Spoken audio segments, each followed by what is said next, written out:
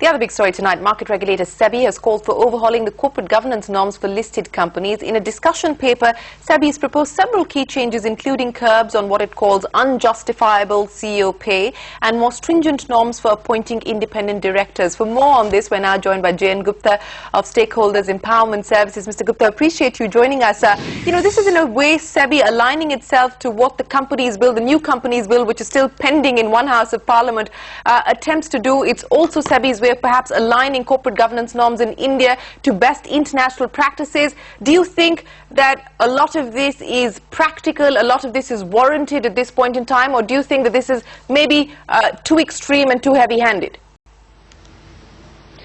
See, first of all, I must congratulate for putting such a path-breaking paper, and if all the recommendations which are mentioned here are implemented, I feel that the level of corporate governance in the Indian companies would, if not best, it will be at least at par with the best in the world. And whether they will be practical or not, it depends upon the intention of the regulator, because at present this concept paper has been put in the public domain for comments, and we all know that there are various lobbies which are at work when it comes to any concept, any regulation. So it is up to the SEBI to see how they feel, how strongly they feel that what recommendations they have made here are to be implemented. Second, this is a proactive approach of SEBI, because rather than waiting for the company bill to be passed by both houses and then been enacted, they have taken a proactive action, seen light that they should implement all those recommendations which are practical, right ab initio, before waiting for the company's bill.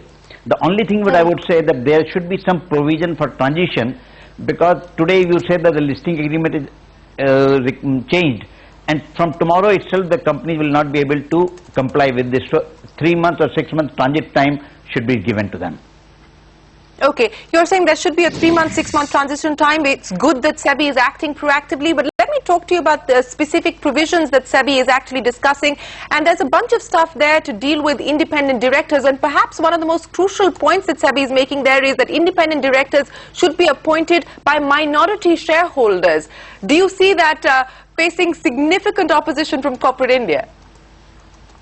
It will be a significant opposition to the corporate India, and I myself are not in agreement with this, for the simple reason you cannot take away the rights of majority.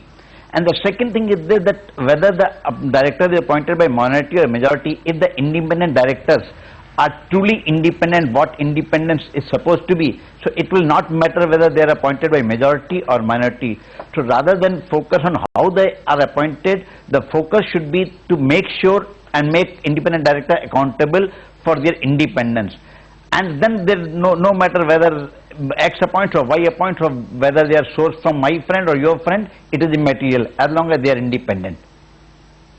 Okay, I want to talk about one of the other specific proposals that SEBI has put forward, and that has to do with what it sees as unjustified CEO salaries. And this is a debate that's taking place world over. This is again something that the Companies Bill talks about as well. Do you think it's SEBI's business to, as a regulator, also get involved with capping CEO salaries?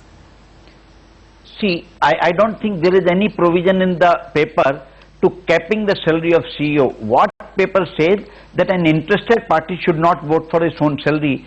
If you recall that we had given a recommendation on JSPL, where we had said that Mr. Naveen Jindal had been drawing a salary which was almost 25 times the salary of his another managing directors. So we said this is irrational.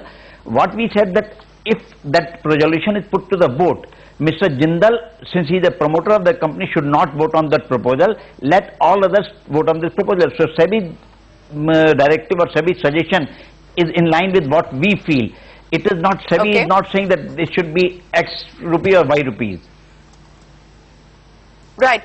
Let's come to the point that SEBI makes in terms of segregation of the role of the chairman, the CEO and the managing director. Do you think that should be made mandatory, the segregation, or do you think it should once again be left to independent? Go ahead. No, I think it should be mandatory, because there are two things. Managing director is supposed to be involved in a day-to-day affair, where the chairman is supposed to give a long-term guidance for the board. So I feel this should be totally separated, and word over it is a call that this should be separated. I don't think we should be an exception to this. We should keep it separated. My final question to you, sir, of the proposals that SEBI has put forward, what to your mind is going to be perhaps the stickiest when it comes to opposition from what you yourself pointed out, corporate lobbying? See, the corporate lobby, the first opposition will come in whether the independent director should be appointed by the minority or majority, and the vote of cumulative voting will be opposed, and maybe salary thing also will be opposed. The one thing which I want to mention, that one of the path breaking that the SEBI has said, is that they are recognizing the role of proxy advisory firms, and they feel that this private effort to improve the corporate governance should be given a boost, and I am all for it. And if there is a requirement for regulation, I have no issue, because word over there is no regulation for such firms. But if there is a regulation, as long as the regulations are related to independence, conflict management, there is no problem. But if the regulation comes regarding minimum net worth or something, then the companies like us will go out of business. Sure. All right, sir. Appreciate you joining us here with your thoughts on the discussion paper that's been put out by SEBI. If a lot of that is actually implemented, it will be a path-breaking change for corporate governance in this country.